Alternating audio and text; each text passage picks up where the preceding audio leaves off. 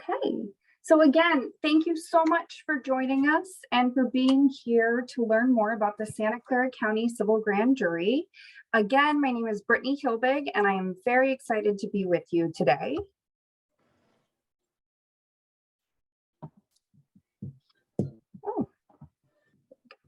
During today's presentation, we'll focus on the Civil Grand Jury as an institution in California. And so we'll often confuse with jury duty for Superior Court trials. The grand jury system is distinct and is believed to date back to the 8th century. And so we'll spend some time discussing its formation and what the civil grand jury looks like today in Santa Clara County. We'll then be joined by a former and some current members of the Santa Clara County Civil Grand Jury to share their perspective on answering the call to serve. Finally, we will discuss the court's active recruitment for the 2023 panel and answer any questions that you may have about this unique opportunity. Before we get started, though, we do have a few norms that we're hoping to go over with you. So first, we ask that you please mute yourself, and you can use the chat box or raise your hand to participate. That will likely be towards the end of the presentation. And so when prompted, it's okay to unmute, and if your bandwidth allows and you feel comfortable, please go ahead and leave your camera on, particularly during our panel discussion. And as always, please participate in a way that promotes the greater good. So what is the Civil Grand Jury? On this slide, you can see a brief history of what is the prevailing view on the origins of the grand jury system. The history demonstrates that the service provided by Santa Clara County residents today has evolved from various basic principles which legal scholars and historians argue date back over the centuries. As early as the 8th century, when the area of North Africa, now known as Tanzania, and its neighbor Sicily, embraced the Maliki school of classical Islamic law and jurisprudence, we saw systems in which members of the community would reach a unanimous verdict focusing on civil and criminal matters. In the next 2 centuries, we saw the practice of the courts in England develop a similar approach, including when judges began to consider themselves bound by precedent. Throughout this, the voice of the jurors was deemed to be the voice of the countryside, rendering the verdict of a community.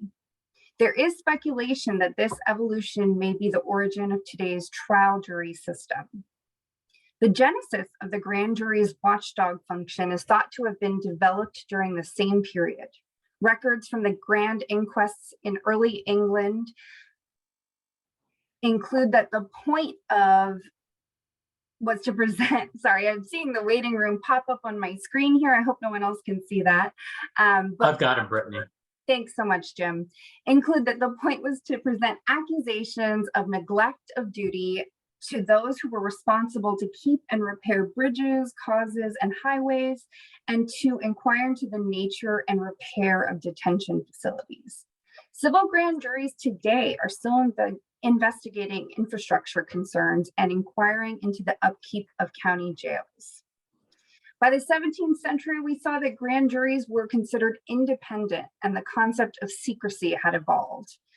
This concept is now embodied as confidentiality and still remains central to grand jury service.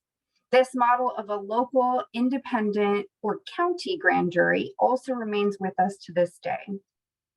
We can then see that grand juries were part of our original state constitution. Section 23 of Article 1 of the California Constitution requires that a grand jury be drawn and summoned at least once each year in each county. As constituted today, the grand jury is a part of the California judicial branch of government and works as an arm of the court. This constitutional mandate is supported by statutory provisions in the California codes, which are 29 legal codes enacted by the California State Legislature. Sections of the California Penal Code are listed in this slide, and they relate to the selection and empanelment of grand juries, as well as the grand jury's watchdog and indictment functions.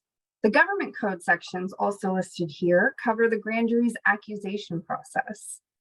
Many of these statutory provisions related to the grand jury have been reviewed and interpreted by the California Supreme Court and the Courts of Appeal, and their written opinions, together known as case law, clarify the powers and the duties of the grand jury. Because of the complexity of the state law and how grand juries have developed over the centuries, the California legislature has provided for legal assistance for each California grand jury. Today in our county, this includes our Santa Clara County Office of the District Attorney and Office of the County Counsel. So what else has developed? Today, the number of grand jurors depends on the population of the county. So in Santa Clara County, we have 19 citizens who compose one independent body. All voting is equal, and while a foreperson is appointed by the court, no voter or juror in our great democracy can be ignored or taken for granted. The civil grand jury also functions lawfully only as a body, and so while much of the work is done in committees, a majority of the panel must agree on all final findings and recommendations. We are going to dive a little bit deeper into the responsibilities of the civil grand jury, but essentially the civil watchdog agency ensures the accountability of public entities and serves as a fact-finding body for public complaints. Grand jurors are impaneled for a one-year term, and they can apply to serve and be appointed to a second consecutive term as a holdover juror. I also want to highlight that there are two other distinct functions of juries here in Santa Clara County. So trial jurors or petite juries are randomly summoned by the court to serve for one trial, and they have 12 members. The criminal grand jury does have 19 members as well, but they are also randomly summoned, and they specifically focus on criminal cases presented by the Office of the District Attorney. You can learn more about this on our California Courts website. They have a handy jury handbook that is available online at the link listed here. Looking at the responsibilities of the civil grand jury, though, we see there are three primary functions. So the civil watchdog role is the major function of present-day grand jurors, and considerable effort is devoted to these responsibilities. In this role, grand juries may examine all aspects of county and city government and special districts to ensure that the best interests of Santa Clara County residents are being served. The grand jury reviews and evaluates procedures, methods, and systems utilized by city and county government offices to determine whether more efficient and economical programs may be employed. The grand jury is also authorized to inspect and audit books, records, and financial expenditures to ensure that public funds are properly accounted for and legally spent. The next responsibilities you can see here is infrequently used. It's the accusation function. However, grand jurors are authorized to inquire into charges of willful misconduct in office by public officials or employees. And through that role, they determine whether to present formal accusations requesting removal from office. So most grand jury findings and the corresponding recommendations for solutions are contained in reports describing problems encountered while performing these functions. During its term, the grand jury may issue final reports on the operations of Santa Clara County government entities and officials at any point in their term, and every entity or official that is the subject of one of these watchdog reports must comment upon the grand jury's recommendations. On that note, the grand jury is statutorily required to release at least one report each year. You can see here a press release that was distributed by the court for the 2021 reports, which includes a summary of each report released by the 2021 civil grand jury. All reports and agency responses are going back to 2001 are also posted on the court's public website, which is linked here, and it will also be included in the resources that are emailed out to all attendees. So the civil grand jury may receive, as we talked briefly about earlier, complaints from the public raising concerns about local government or its officials. The complaint form is pictured here on the right and is also available both online and at any court location. Anyone may submit a grand jury complaint, and all complaints are kept confidential.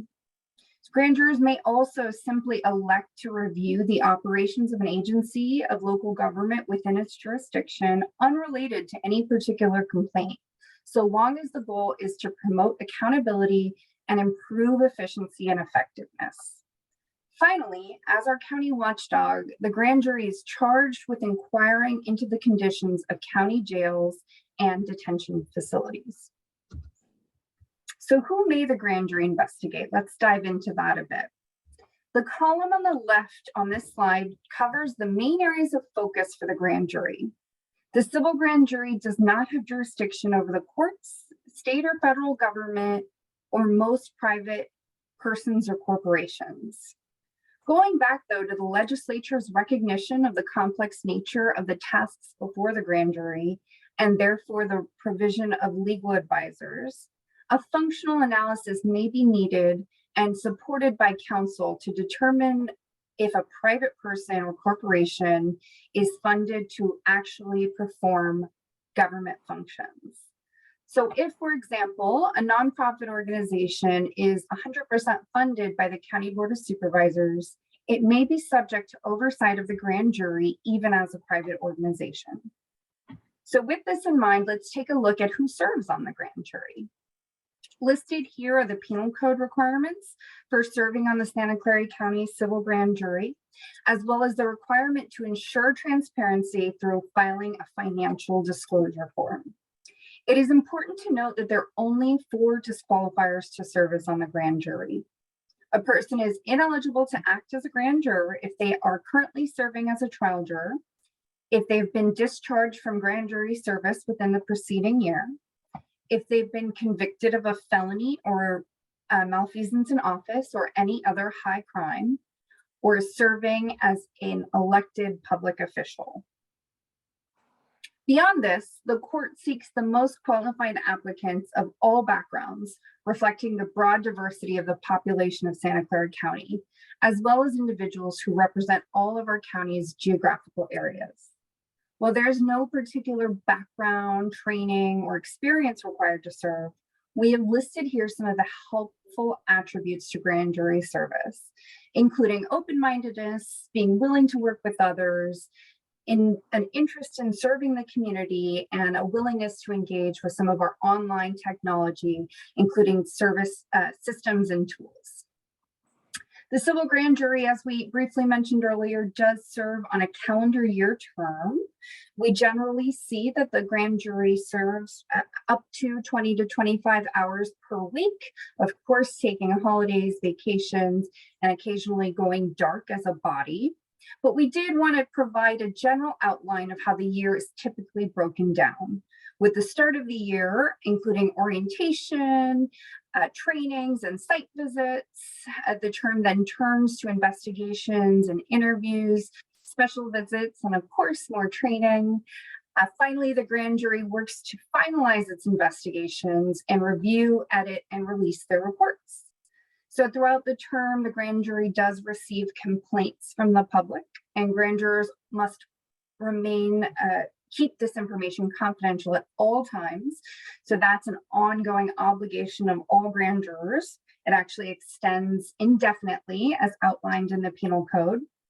Penal Code section 924.1 does indicate that any grand juror who willfully and without the requirement from the court releases grand jury information or information about grand jury deliberations may be found guilty of a misdemeanor. So in 2020, in light of the COVID-19 pandemic, the institution of the civil grand jury, with much support from the County Board of Supervisors, did transition to a calendar year term. This has required grand jurors to exercise flexibility and discretion in completing their duties, but both the County of Santa Clara and the Superior Court have providing training and technology resources to ensure the good work of the grand jury can continue in a confidential manner, while the safety and health of grand jurors can be prioritized as you meet your constitutional mandate. So more information about the court's response to the COVID-19 pandemic can be found on the court website at the link on this slide. But for now, we would like to turn the presentation over to our wonderful panel. Pictured here, and I'll stop sharing my screen in just a minute so you can see, so we can all have an interactive discussion, is Karen Delaney, Karen Enzensberger, Farah Hasnot, and Jim Reynolds. And so if each panelist would like to go ahead and unmute themselves while I stop sharing my screen, we can get started with our panel discussion. Okay, and I'm going to go ahead and just spotlight our 4 wonderful panelists.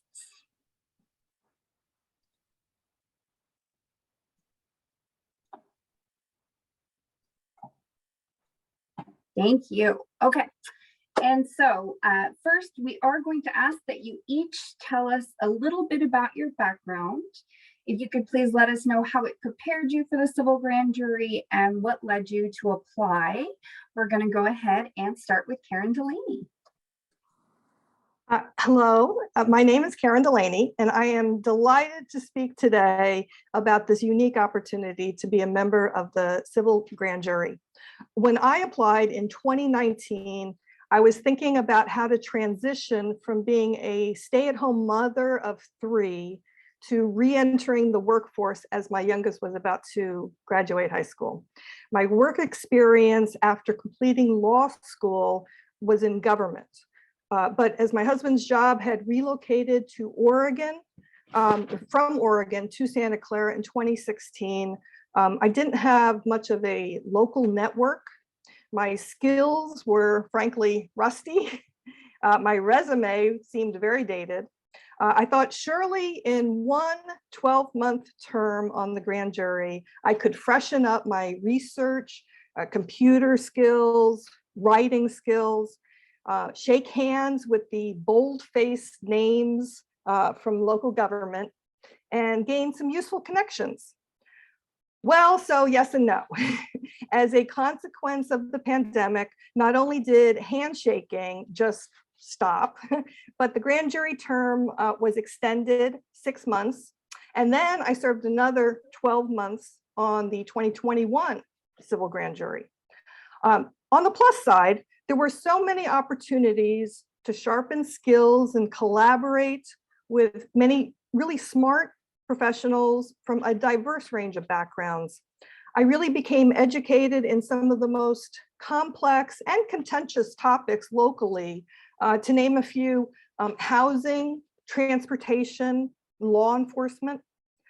Currently, I am not employed, but I am involved in the upcoming council election here in Los Gatos.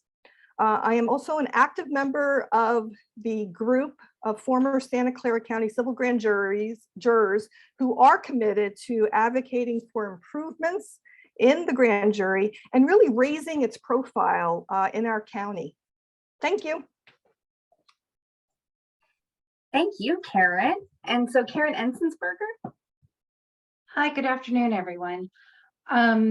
My background is in education. I was in education for 20 years, a little over 20 years. I now own my own business, bookkeeping, and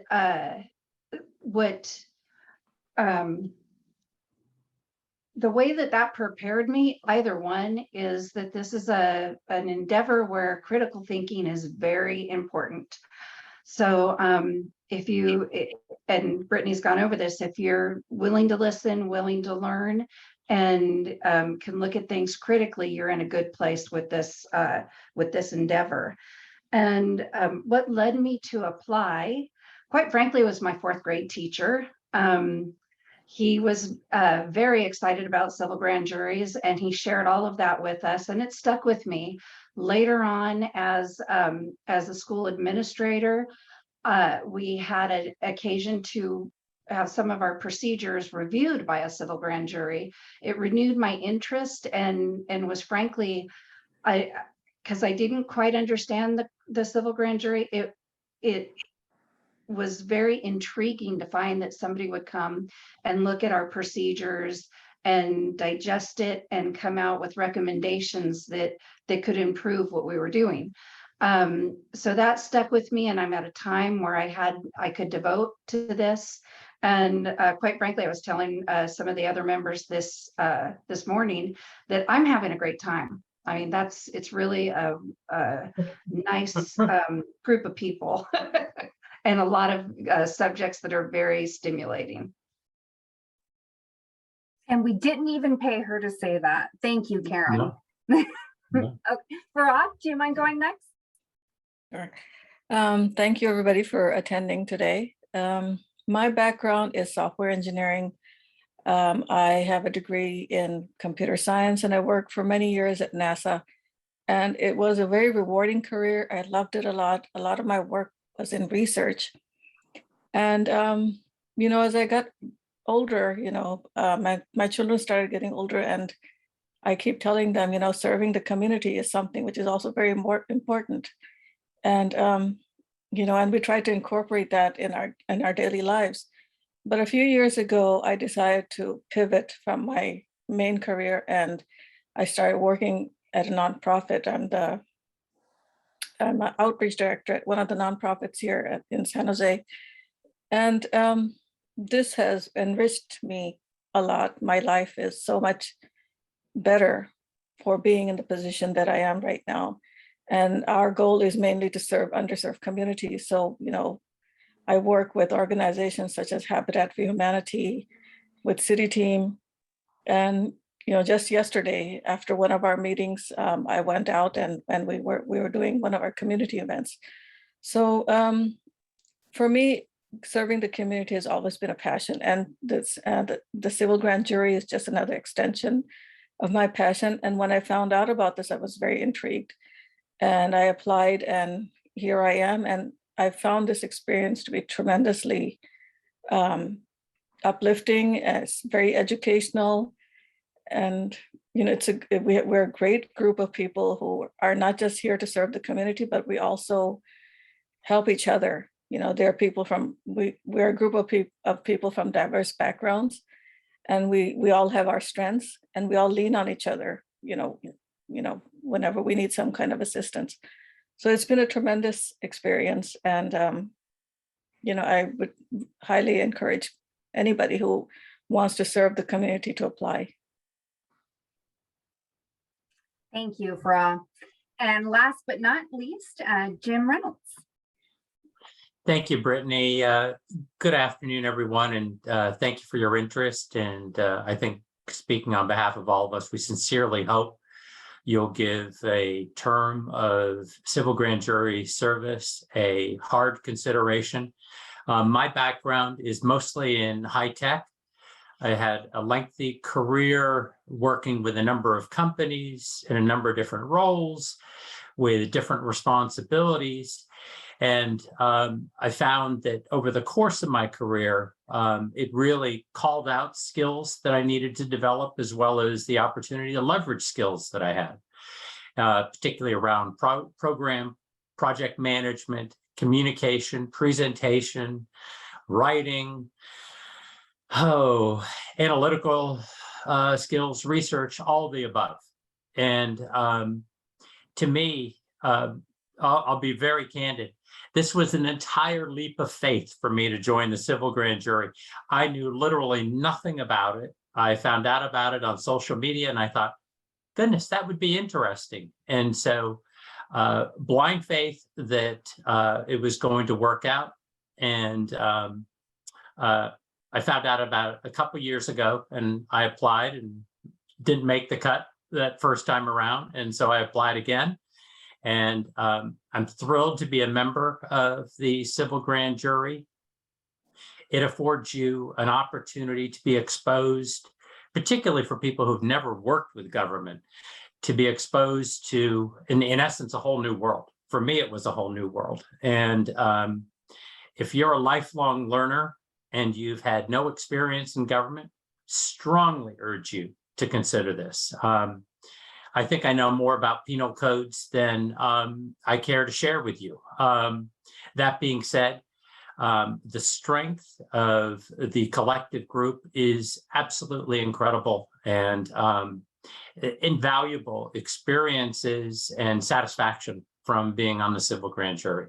So thank you again for your time, and back to you, Brittany. Thank you, Jim. And we certainly are glad you took that leap of faith. Jim does now serve as the 2022 foreperson.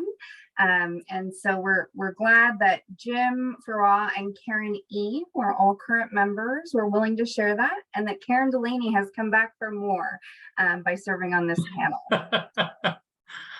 And so, Karen Enzensberger, I'm wondering, can you tell us what words would you use to describe your time or your term serving on the civil grand jury? Informative. It's like I said before, I'm really enjoying myself. There's so much information to take in. We begin the year reading the complaints and getting to know each other and learning how this works, and then move into what we do with the complaints and how that goes. You end up having to take in a lot of information and get a real sense of the purpose that we're here for. We're really representing the people that we live around and with, and trying to make a difference so that we all have a little bit better place to live. So my description is interesting, exciting at times, informative. I couldn't have learned this much this quick if I had tried to. And I thoroughly enjoy it. I just enjoy working with everybody that's together right now. Great. And Farrar, do you have any words or ways that you would describe your term so far and your time with the grand jury? Absolutely. For me, it's been highly educational. The amount that I've learned in I think we're on the 8th month right now. I probably would not have learned in doing a master's degree in civil service or something. It is such an educational experience. I've learned so much about different government agencies, how to navigate the system.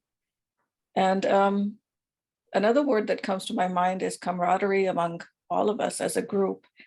And if I'm because my background is not in government, if I'm stuck on something, there's always somebody to back me up. There's always somebody to help me. And it's a really wonderful group of people to be in, and I'm really enjoying my time. Wonderful, thank you. And so I'm wondering, Karen Delaney, as a grand juror in the past, as a foreperson in the past, how would you summarize, or could you give us a rundown of what a day in a grand juror might look like?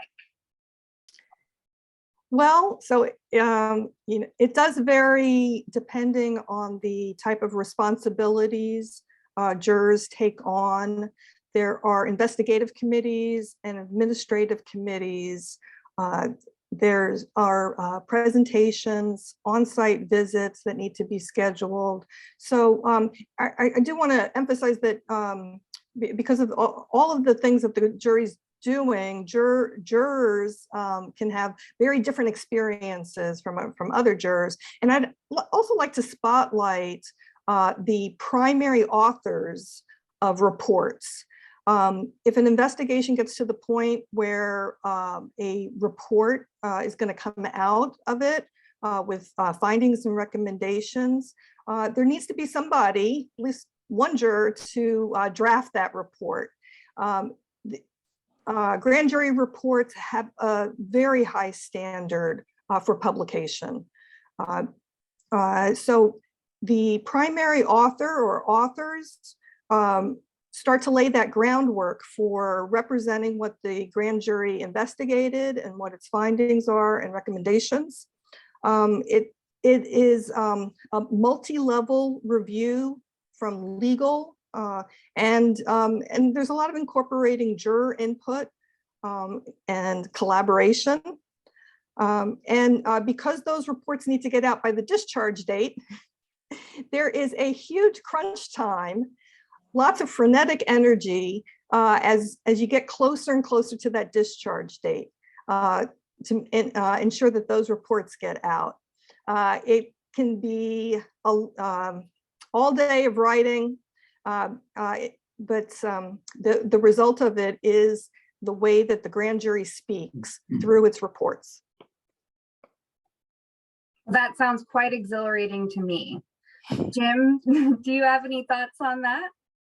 Yeah, I echo a lot of what Karen said, and I don't think any day is the same. And there is flex in the schedule, so we operate in line with the court business hours of 8 to 5 a.m. Monday through Friday, except for holidays. But that certainly doesn't preclude you from doing reading in the evenings, in the mornings, or on the weekends. And I think your experience, should you join, will be different from week to week, because the way that this system has been set up, if you recall from the earlier slide, there's a lot of upfront training that's provided to you, which is invaluable, on report writing, on the history of the civil grand jury, how to conduct and how to manage an investigation, how to set yourself up as an organization, and how to navigate through the complaints that are submitted, as well as ideas that this particular body may have about addressing problems that we think are significant material for Santa Clara County. And I mentioned the flex. So for me, I like to try and keep my Mondays and my Fridays open, and then it is full tilt on Tuesday, Wednesday, and Thursday between meetings and conversations and drafting materials. So I think you'll find that every day and every week is different, but there's an opportunity every single day to learn something new or to share what you know with someone else on the jury. And I just want to echo Farah's comment. You'll see, should you apply, which we encourage you to do, and should you be accepted, there's a term used in the CGJ manual about a collegial spirit. And I'm sure most of you have gone to college and you understand that term. But I think to Farah's point, we've really established a strong camaraderie. There is respect and kindness and consideration given to all members of the jury. And that's regardless of their contribution. So there are some people that have the time and are able to contribute more, and some that don't have the time and contribute what they can. That's perfect. That's what makes a civil grand jury great. There's no time cards other than for the per diem payment, but nobody's tracking your time. It's entirely up to you on how you want to spend your time and where you want to leverage your skills to really contribute to the greater good. So in a nutshell, you're going to find every day, if you jump on it, every day is going to be interesting and worthwhile. Great, thank you. And I think you briefly touched on this, Jim, but if you could just maybe elaborate a little bit. Are you operating remotely? What does it look like in terms of responding to the COVID-19 pandemic, or have there been any changes? Maybe even if Karen Delaney can weigh in on that, but let us know what you think. Sure. So unlike Karen, this is all I know. So it is not a Zoom-based world for us. It's a Teams-based world. So the court software is Microsoft 365 online, which the big four applications that we hope you have a degree of familiarity and use with is Outlook for mail, Teams for conference calls. OneDrive is our system for storing our information, password protected, and then Microsoft Word. Now, any one of us can use Excel or PowerPoint, but in essence, those are the tools we use. And I would say it's challenging being remote. We have had a few opportunities to get together in smaller groups, and those are really, really worthwhile. And it is not, it's not out of the realm that potentially next year could be all in person. But even if it's remote, there are really good opportunities. For example, Brittany has a coffee break meeting every so often. And it's where, if you have the time, you can join and you get to converse with other jury members and really understand what else they do, what else is going on in their life, what interests them. And it just builds a strong foundation. So when we all start working toward the end of the year and completing investigations and writing reports, we're all aligned and we're all focused on the objective. So I would hope that you have an opportunity to perform this role within person. But if you don't, I think any one of us could say, this will work. And you'll get the satisfaction that you want out of this experience. I just have a comment to make. Since we're working on Microsoft Office and a lot of people, or some people, are not very comfortable with a lot of software, there are other people in the jury who are very comfortable with software.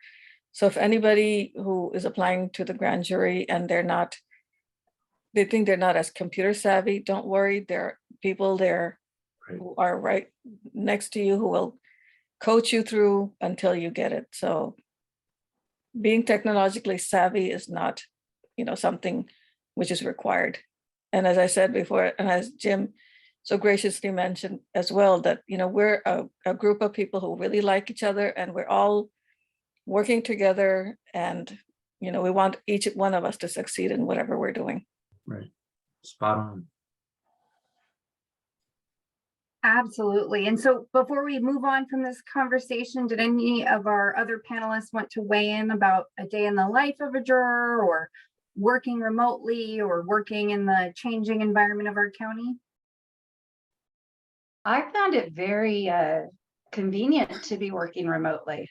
I love seeing folks in person, but I'm in the South County, and were I to be going into meetings every day, right now I have meetings every day, but I was trying to do the Tuesday through Thursday thing. But that I'll get back to it. It would take a lot of my time to go back and forth. So I would say if it were to be in person, for me, it would be nice to kind of pick and choose how to put that together. And I think now that we've done it, that's a definite way to go. Other than that, I mean, we've really, even when we've hit, roadblocks, we all get together and figure out who can handle it. And I really haven't seen anybody be assigned a task. We volunteer and take it. You're not stuck with something that you don't want to be doing. Can I throw one more comment back in, Brittany? Please. So what makes this unique is it is a group of 19 individuals that, for the most part, in all likelihood, have never met each other. It's a flat organization structure. Yes, there's a 4-person, and yes, there's a 4-person pro tem and a secretary, but they are one juror. And so our vote is one vote whenever votes are taken. And so the power of persuasion, the power of influence, keeping an open mind, being willing to change your position or opinion, that happens to everyone. And I've had my opinion changed on multiple occasions, and we're all the better for it. So the organization is so unique. Having come from the private sector, I first thought, I don't know how this is going to work. This is what there needs to be some hierarchical structure, and there isn't, but it works. It really works. And it's the willingness and it's the engagement from the individuals in the jury that make it work. We're all committed to the same thing, which is serving our community. And that's it, Brittany. Thank you for that, Jim. And yes, the underlying mission is very important. I'm glad you touched on that, as well as Karen E., who is our 2022 four-person pro tempore. Her recollection that no one has been assigned tasks, I just want to add that the court also does not dictate the schedule of the grand jury. There is no, while we suggest and absolutely appreciate when tasks can adhere to court business hours, the discretion of the grand jury to choose when they meet, how they meet, considering the different viewpoints of the convenience of remote technology versus, some of the on-site work, such as a facility inspection that perhaps may need to be in person. There's a lot of collaboration around that within the grand jury, with support when or if needed from myself here at the court, from our wonderful court team. We have, like I mentioned, Brian being here today. We have a court help desk line where jurors can call for IT support. Although Farah was being very humble, talking about the injury support, because I understand she actually does quite a bit of that. But we do have one other question, and I'm hoping each of our panelists can just give a couple of thoughts or some advice or things to consider for anyone who might be with us today, who might be contemplating applying to serve on the 2023 grand jury. Do it. Just do it.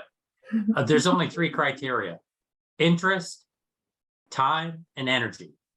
If you have the interest and you have the time, and I know that I think we'll be speaking about the amount of time per week. It's going to vary per person and based on your own schedule. And any contribution you make is a positive contribution.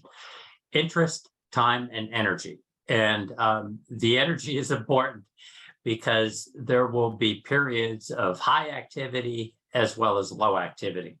But if you can meet those criteria, just sign us off and go ahead and apply right now.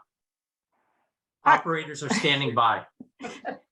I would really add, I'd like to add sort of actually though, another fence to climb,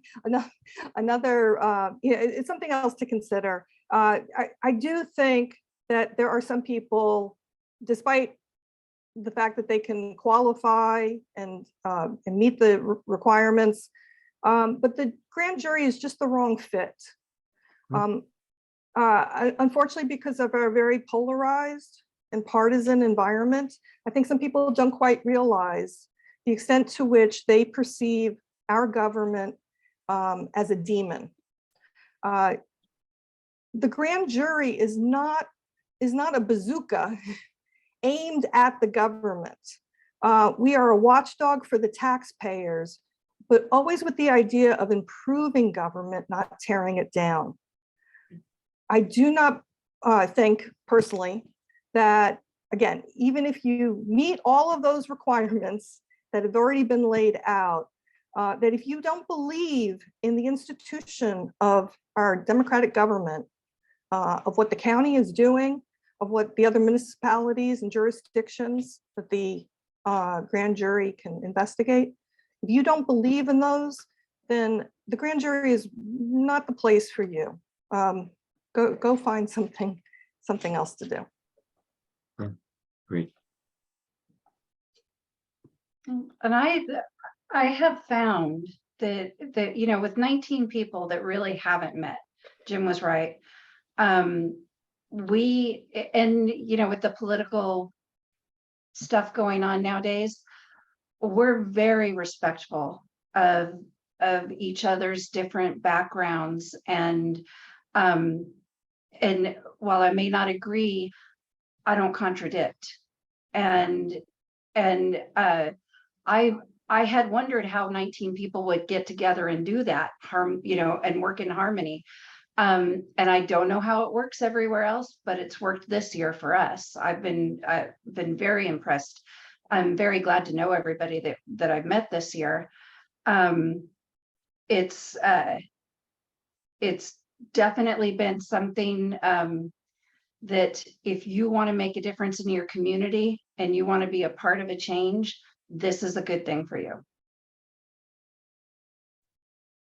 And I would like to add that if you have a passion for serving, and if you want to be educated on topics that you didn't know much about, then this is certainly the place for you, because it has really enriched me by going through all the different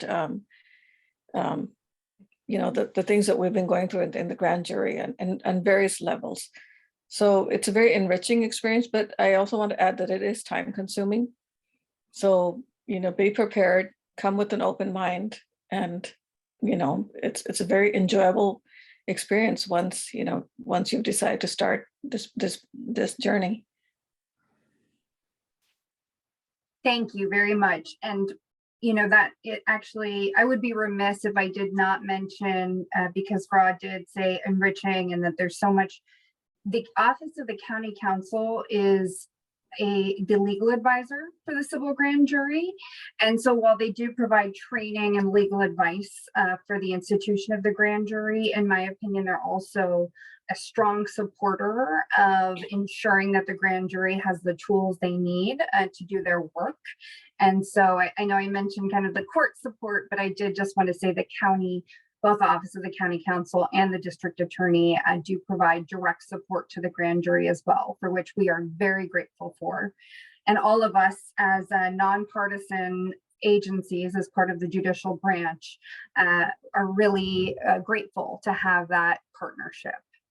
And so I know we want to be respectful of everyone's time, and we are going to be wrapping up here in just a little bit. But before doing so, we did want to respond to any questions.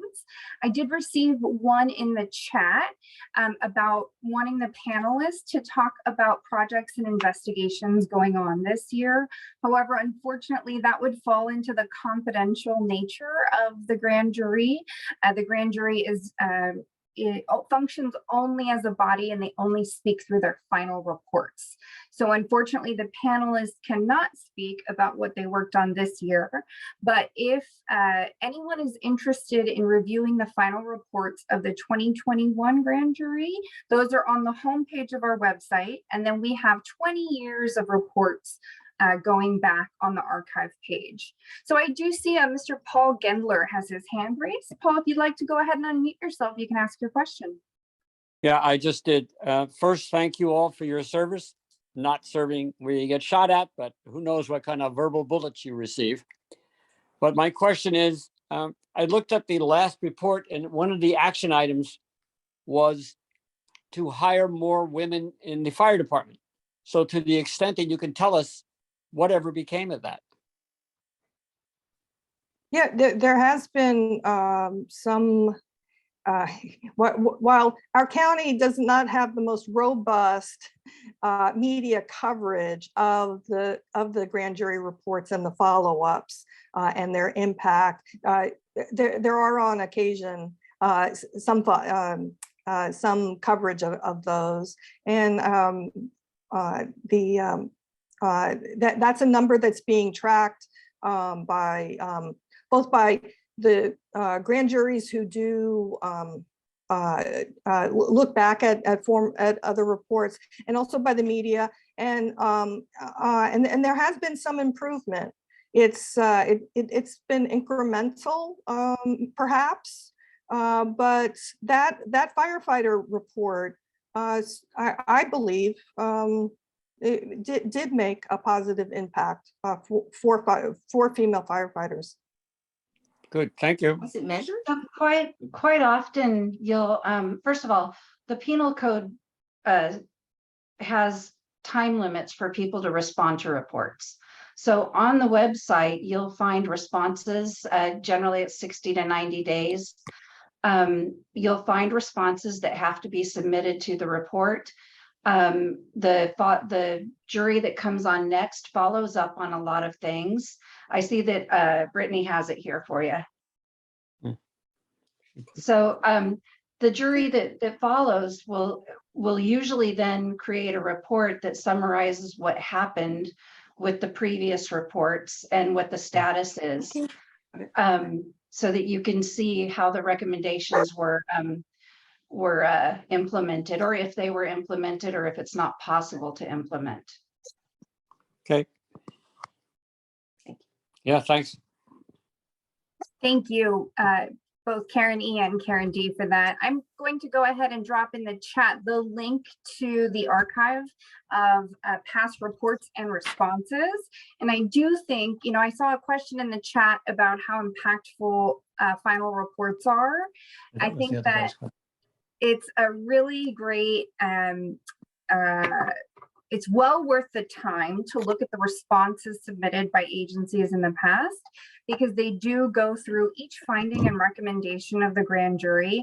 And as Karen Enzensberger referenced, there are penal code requirements where each city or county agency or public official must respond in a certain way, including if they agree or disagree with the finding. And so those responses are filed with the court and posted online.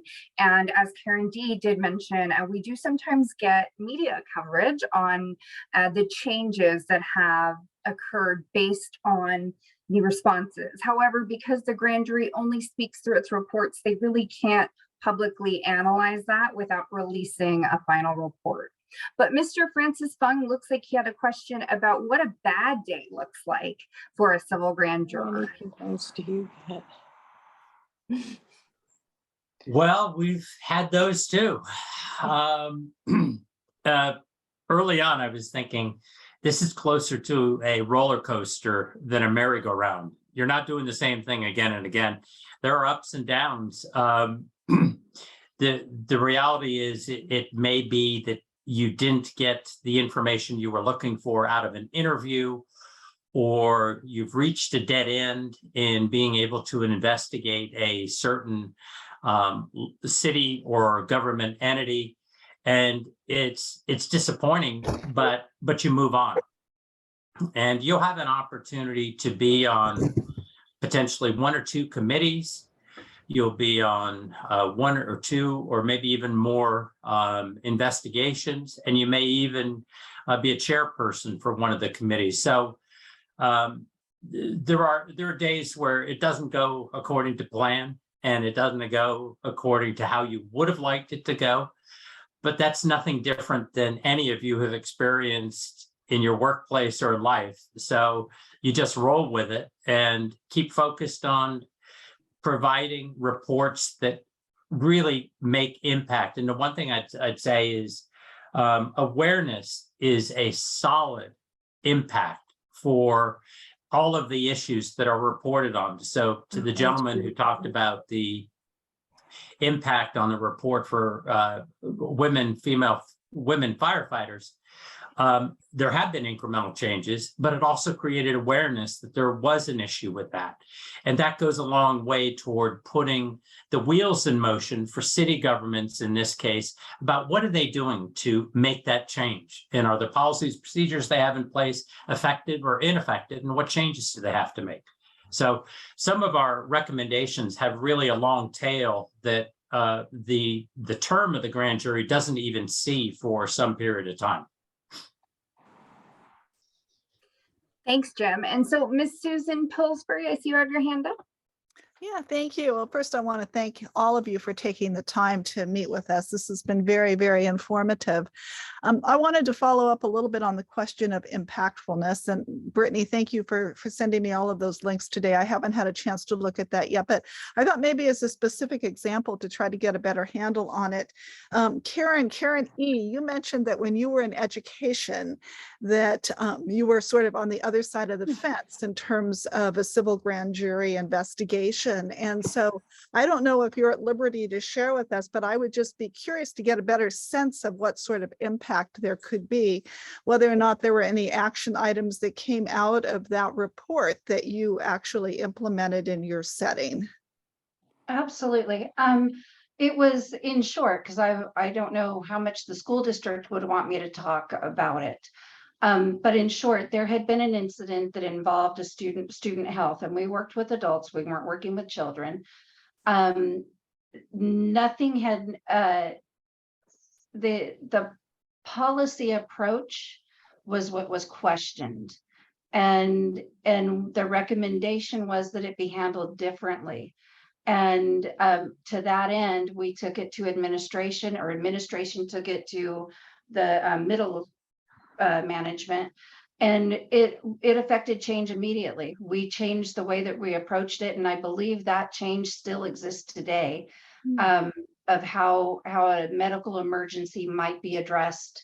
And it just improved what we were doing. It was not my experience with that organization, and my experience with the organizations we're working with right now is that they're very willing to hear the information and make the changes. Maybe they don't want to, I don't know, but they're willing to hear it, and you see the change. So it definitely, in my real life, it was impactful. Okay, thank you so much for sharing that. And thank you for your question, Susan. So we had a question in the chat. How do you choose what projects you work on? Does everyone work on the same set of investigations? And similarly, if one of our panelists can answer this as well, about how many complaints do you see in a one-year term? Of course, recognizing that we can't give out specifics based on the confidentiality obligation.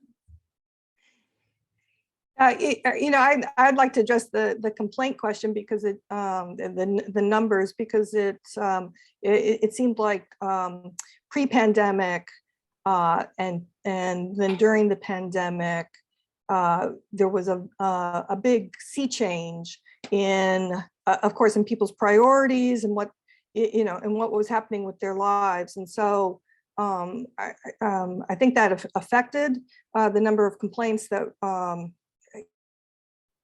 came in, and then those complaints. And probably as we, continue on looking through my crystal ball, we would expect that there would be a continued change in,